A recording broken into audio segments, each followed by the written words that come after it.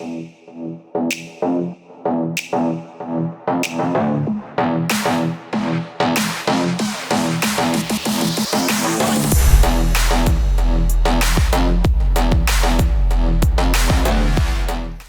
is a brand that has made many iconic sports cars in the 7 decades of its existence. The company went through some uncertain periods and the ownership too changed hands a few times.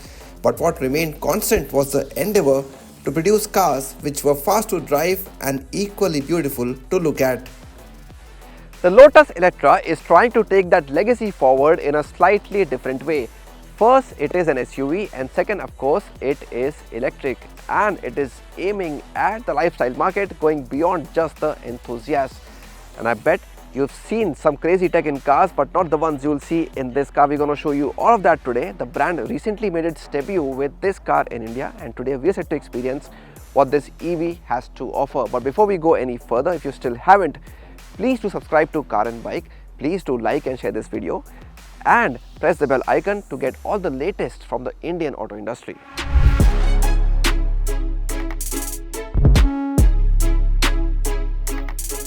The Eletre is more than 5 meters long and more than 2 meters wide, so it is quite big. There are 6 exterior colors to choose from, including this Caraway green, which looks quite nice with carbon fiber finish all over in this top spec R version. The design is really aggressive and appealing, especially on the face. I really like this twin lamp setup, the DRLs up here and the matrix LED headlamps down here. Very functional as well, that's nice.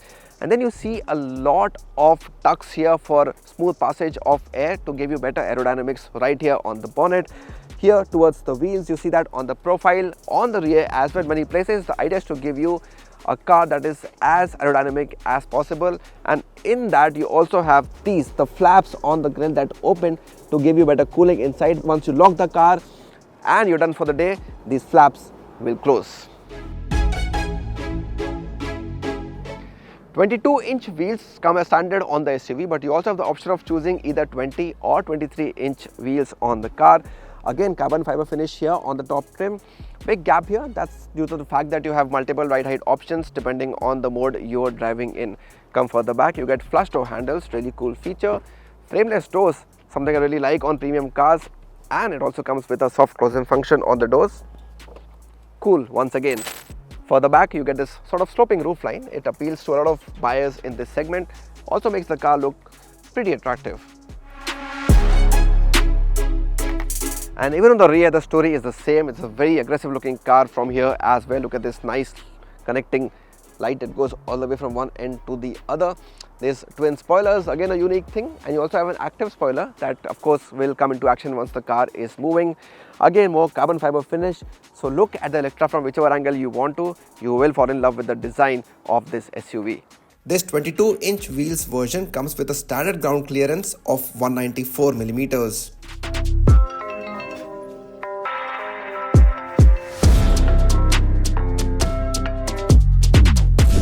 Now Lotus is portraying the Eletre as a lifestyle SUV, which is unlike many of its cars we've seen in the past, and that means the cabin has to get a lot of luxury and features, and that is exactly the case with this car as well. So starting with the seats and the materials used, extremely high quality, really plush and very comfortable as well. The seats hug you very nicely. You can go on for long hours on these seats without getting tired. You can also choose from various interior themes to give your car a little more exclusivity. A big highlight here is this 15.1-inch central touchscreen. It is HD, great quality, fantastic response. Even in bright sunlight you can look at it, and comes with a lot of features. In fact, most of the features that come in the Eletre cabin are controlled only through the screen, so not too many physical buttons. Some of you may like that, some of you may not like that. It is compatible with Apple CarPlay and Android Auto, which is wireless, which is a nice thing. And then you have two individual screens, one for the driver. This is the digital cluster. It is quite unique in the way it's been designed. It is quite narrow, and you get a HUD as well in front of you, which gives you a lot of information. The other screen is exclusively for the front passenger. You can control your multimedia or infotainment through that another narrow screen right in front of the passenger. The electric seat for the driver can be set in 12 different weights, which is nice. Plus, you get a 23 speaker KEF audio system in this top R version, and that comes with Dolby Atmos, the first car in the world to give you that combination. Apart from that, you get a wireless charger, which is a good feature. Apart from that, you also get a glass roof whose opacity you can set, so you can get a transparent view out of the glass roof, or you can control it and make it totally opaque, which is another good feature on the car. Finally, look at the steering wheel. Again unique, again different from what you've seen on luxury cars. Hexagonal, octagonal, call it whatever you want to call it. It might take some time in getting used to, but very nice to hold and feel. The buttons of extremely high quality, a lot of chrome as well is used here. So overall, you get a premium plush experience sitting here on the first row of the Lotus Eletre. Cup holders have pop-up inserts, while the glove box also has an electric opening, which is quite cool. Lotus Hyper OS borrows tech from the gaming industry, and the user interface creates real-time 3D content, making the car akin to a gadget. You don't get leather on seats, but what Lotus says is a state-of-art alternative that is environmentally friendly, odor-free, and lasts longer than genuine leather. Along with that, 100% recycled and 100% recyclable fiber has been used in the carpets and boot liner.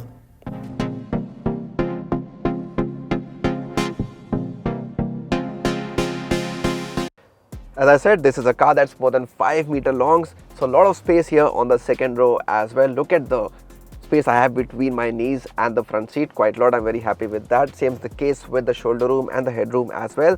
The seat itself is quite big, so good under thigh support as well, and it is, in terms of the angle also, I quite like it, the seat I'm sitting on. The recline also works well electrically, that's a good thing. So I press a switch here on the touchscreen on the second row. You can use it for my climate controls as well. This car has a 4-zone climate control. What you see here is the standard 5-seater version of the Eletre, so 3 people can sit here in decent comfort. If 2 people are sitting, you can always use the center armrest here, which has cup holders.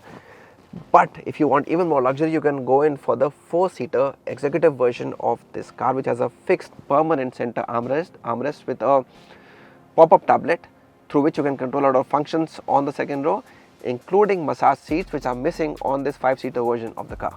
The Eletre comes with a boot space of 688 litres, which is quite generous. There's also a usable frunk, which can be used to store small items like the charger. So the Eletre doesn't have a start-stop button inside the cabin, just unlock the car. Unique looking key, get inside, put in D and start moving.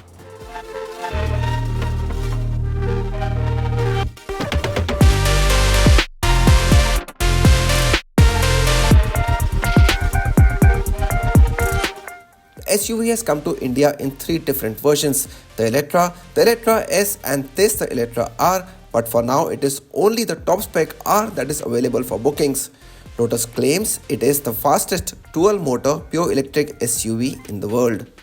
And I am not complaining at all, because this is the variant where you get the best performance, a maximum power of almost 900 bhp, a peak torque figure of almost 1000 Nm. Yes, you heard that right. That too in an EV where all the torque is available right from the word go. Press the throttle and the car is ready to just take off. 0 to 100 kilometers per hour in under 3 seconds. Cannot possibly go faster. This is crazy, this car. When you get an open road like where I am right now, you will really enjoy this car a lot. It reaches a top speed of 265 kilometers per hour. Not bad at all. You can just have a lot of fun while driving this car before you realize the speed crosses triple digits.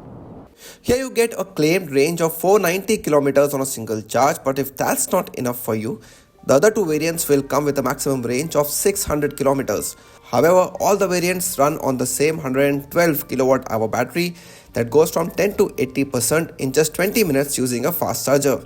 You get a 22 kilowatt onboard AC charger as standard, which will go from 0 to 100% in less than 6 hours. Until a few years back, electrics and performance cars never went hand in hand, but that's been changing significantly over the last few years. Automakers have been making a lot of efforts, and the Lotus Eletre is a prime example of that. Of course, it's an EV, so what you really miss from an ICE car is the sound that comes from the engine that is missing. So you do get a silent drive here, And the NVH levels can slightly improve, especially in slow moving traffic. So some bit of noise from outside comes into the cabin and you expect a slightly better insulation looking at the cost and segment of this vehicle.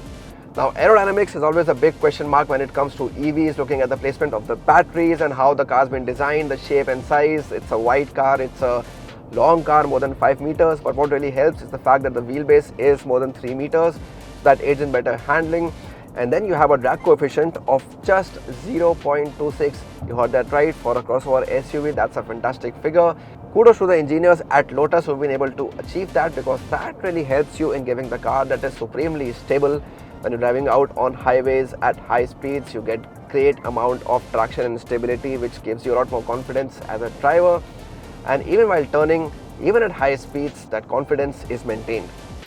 According to Lotus, the new all-electric premium architecture or EPA ensures that batteries are packed between the axles and beneath the floor to lower the center of gravity, and this also ensures better cabin space, which adds to the comfort. Talking about comfort, you get loads of it in the Eletre. This car comes with adaptive variable suspension that ensures that even if the road quality turns bad, your experience will not suffer because of that. Doesn't matter if you're sitting in the front row or on the back row. Plus this one also, for the first time in a Lotus, gets an electromechanical power steering. Till now we've been seeing a lot of hydraulics in their sports cars, but as I said earlier, the aim is to target the lifestyle buyer as well, along with performance enthusiasts, and this one becomes a slightly easier car to drive, more relaxed. The steering wheel is light, but it's not taking away the sportiness of the entire experience, so that is there.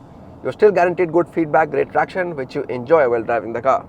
Based on speed, the suspension is lowered by up to 25 millimeters to reduce drag and also helps in improving range. The ride height can also be increased by between 15 and 25 millimeters to ensure better off-road capability. As many as 6 driving modes on the Eletre. Yes, this R version gets a 6th track mode as well. Not able to test that right now, we're driving on public roads, but apart from that also you get 5 different drive modes. So depending on the kind of drive you want more range, you want more sportiness, you want more comfort, all the options are there. There's an individual mode as well that you can choose, so settings of a lot of things in the car change to give you the desired drive, which is really nice. The good thing, the driving modes can be changed through these paddle shifts that are given right behind the steering wheel. So very accessible button of the drive modes. Press them, the mode changes, and depending on the mode, the ride height also changes. So multiple ride heights as well on the vehicles. In some modes specifically, you get 5 different options of ride height. That's really cool. Different levels of regen as well. So you can use the second paddle shifter on the left to do that. So you can completely switch it off or choose different levels of it depending on the kind of drive you're looking for, how much range you want out of your car. You can also do single pedal driving in the highest level, so that's very nice. Despite having such a long range in the car, you can still juice out some more because of this feature. First car in the world to get LiDAR technology, autonomous level 4 is what you get in the Eletre. First production car, I mean. Of course not allowed in a lot of countries till now, including India, so we can't still use it. But as and when regulations allow, it will be a great feature to have on the vehicle, especially out on the highways, and it also comes with software updates. So as and when new features get added, the car will automatically get them to continuously make your drives and of course the whole experience a lot more safer. A clever feature is that the sensors mounted on top of the windscreen and front wheel arches remain hidden when not in use. In addition to this, 2 advanced driver assistance systems packs are also available on the SUV.